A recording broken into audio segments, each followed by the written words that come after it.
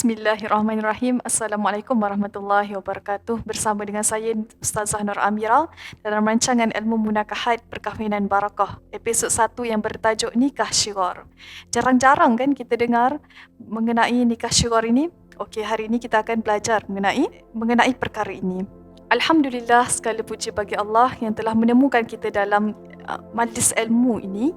Kita dapat berkumpul sama-sama dalam majlis ilmu untuk mempelajari satu topik yang sangat-sangat penting sebenarnya untuk kita belajar sama-sama.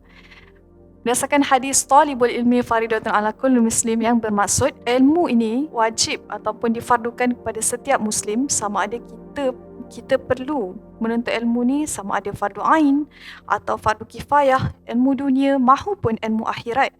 Kerana apa? Kerana ilmu ni sahaja dapat mengeluarkan kita daripada kegelapan kepada cahaya, daripada kita jahil kepada berpengetahuan. Apakah maksud nikah syighar?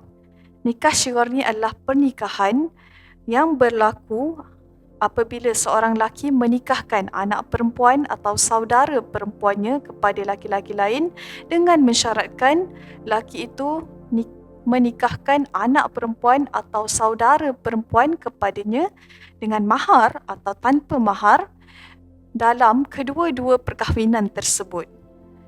Para ulama sepakat menyatakan bahawa perkara ini adalah dilarang sama sekali.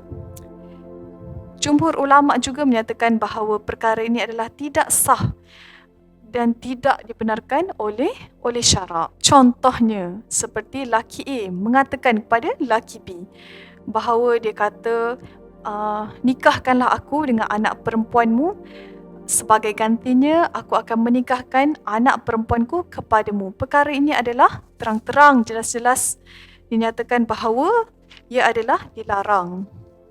Sabda Rasulullah SAW, barang siapa yang mensyaratkan sesuatu yang tidak terdapat dalam kitab suci Al-Quran, maka ia adalah tidak sah. Sekalipun ia mensyaratkan 1001 syarat sekalipun, syarat yang tidak didasarkan di dalam Al-Quran adalah tidak boleh kita ikut. Kerana apa? Kerana itu adalah ketetapan manusia sendiri, bukan ketetapan Allah Subhanahu Wa Taala. Apakah yang menyebabkan nikah syighar ini menjadi haram? Nikah syighar ini menjadi haram kerana ia ibarat menukar-nukar anak atau saudara perempuan. Di dalam syighar terdapat satu kesalahan ataupun kekejian yang sangat besar, iaitu adanya pemaksaan terhadap seorang perempuan tu untuk dipaksa bernikah dengan orang yang dia tidak suka, dia tidak cinta,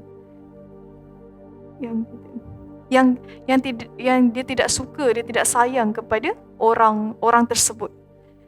Maka ia adalah dalam hal ini sepatutnya para wali, bapa ataupun datuk wajar mengambil kira perasaan anak perempuan itu, kerana perbuatan ini dapat menzalimi diri mereka di kemudian hari. Ia boleh menyebabkan perempuan itu kemungkinan dengan suaminya kelak akan bergaduh atau menyebabkan permasalahan yang lagi berlarutan.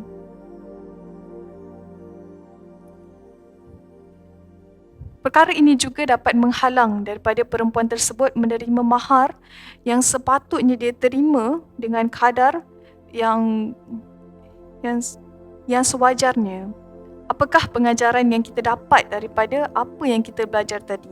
Tadi saya ada sebut mengenai kita tidak boleh menetapkan suatu syarat yang tidak terdapat dalam Al-Quran, kerana itu adalah menyalahi syarak, menyalahi fitrah kita sebagai seorang manusia yang hidup di muka bumi Allah ini. Maka setelah kita mempelajari ilmu berkaitan dengan nikah syighar ini, bolehlah kita memberitahu ataupun berkongsi dengan masyarakat ataupun kawan-kawan, keluarga bahawa nikah syighar ini adalah tidak dibolehkan dalam Islam dan ia diharamkan oleh Allah SWT. Sekian perkongsian kita pada hari ini. Terima kasih kerana sudi meluangkan masa untuk perbincangan berkaitan dengan nikah syighar pada hari ini. Assalamualaikum warahmatullahi wabarakatuh.